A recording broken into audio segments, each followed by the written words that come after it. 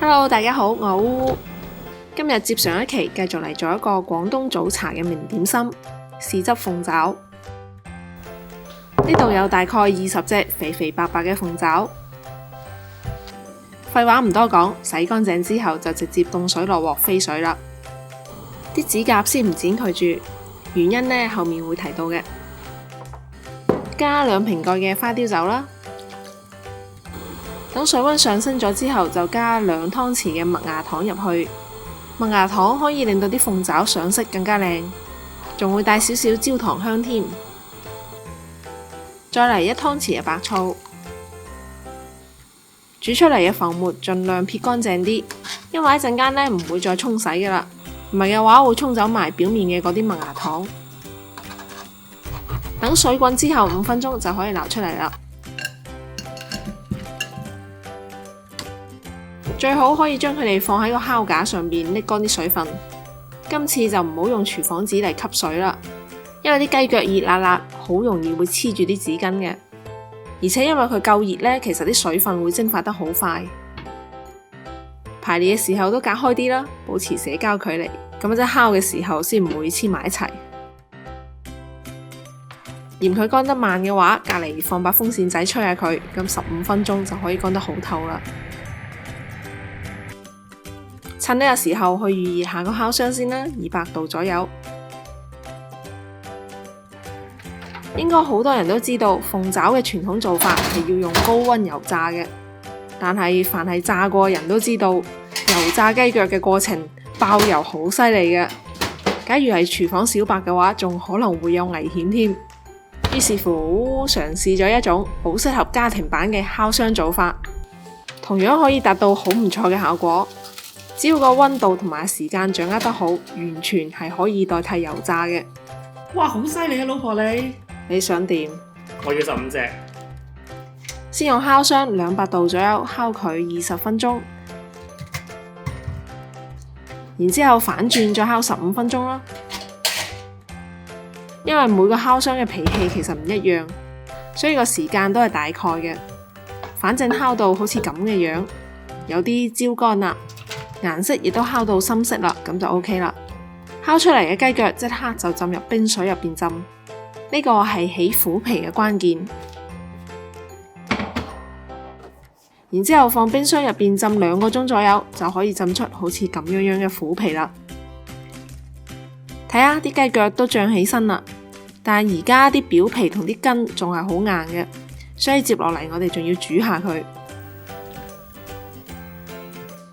先準備一啲香料啦，花椒、八角、個草果壓壓佢，仲有香葉、桂皮同埋乾薑，全部裝入個袋仔入邊備用啦。呢啲係稍微浸過下嘅花生，到時候墊底用嘅。加埋落去同啲雞腳一齊煮，慳功夫又入味啊！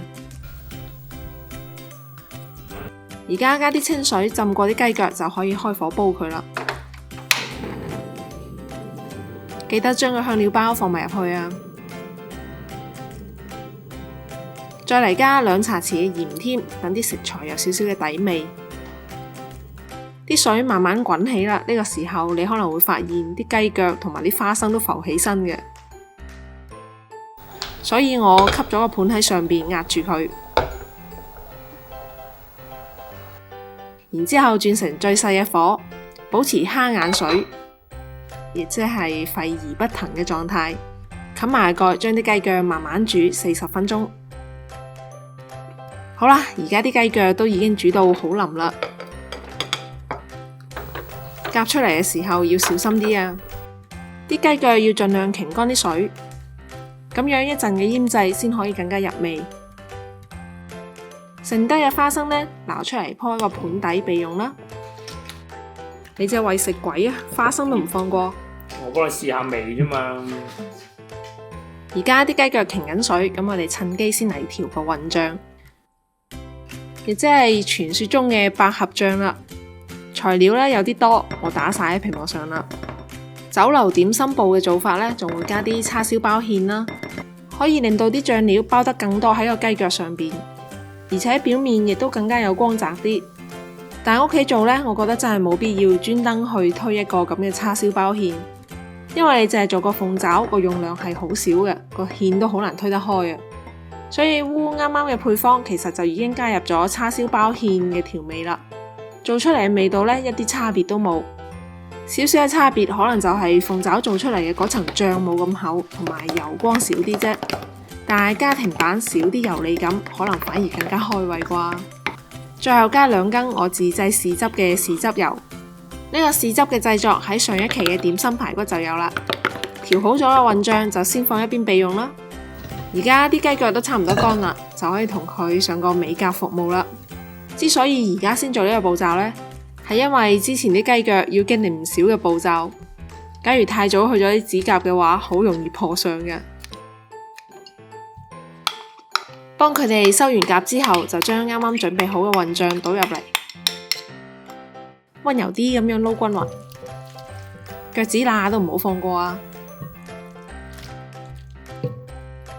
撈好之後，封保鮮膜放冰箱4個鐘以上啦。假如係夜晚做嘅話，可以放隔夜，咁樣就更入味啦。到咗第2日食早餐啦，想食幾多就嚟幾多啦。蒸之前呢，再加啲自製豉汁撈撈佢。冷藏過嘅鳳爪睇起身有少少硬，但係蒸出嚟之後就會好腍滑嘅啦。一陣見到你就知啦。再嚟少少辣椒圈點綴下啦。等水滾就開始蒸啦，蒸10分鐘左右就可以食㗎啦。哇！新鮮滾熱辣嘅豉汁蒸鳳爪嚟啦！先嚟夾一隻，睇下佢嘅質感同埋內涵啦。為咗可以更清楚咁樣呈現，我顧唔上儀態啦，直接用手撕俾大家睇啦。輕輕一扯，條骨就出嚟啦。睇下佢層皮同埋啲筋幾咁腍滑啊！點啊？有冇感動到眼淚喺嘴角流出呢？至於個味道呢，我可以好肯定咁樣講，呢個就係酒樓點心嗰隻豉汁鳳爪嘅味啊！可以寫包單啦！鍾意鳳爪嘅話，就快啲去試下啦！為咗做好呢個點心版嘅豉汁鳳爪，我都經歷咗唔少烤製上同埋調味上面嘅嘗試，最終先有咗滿意嘅出品。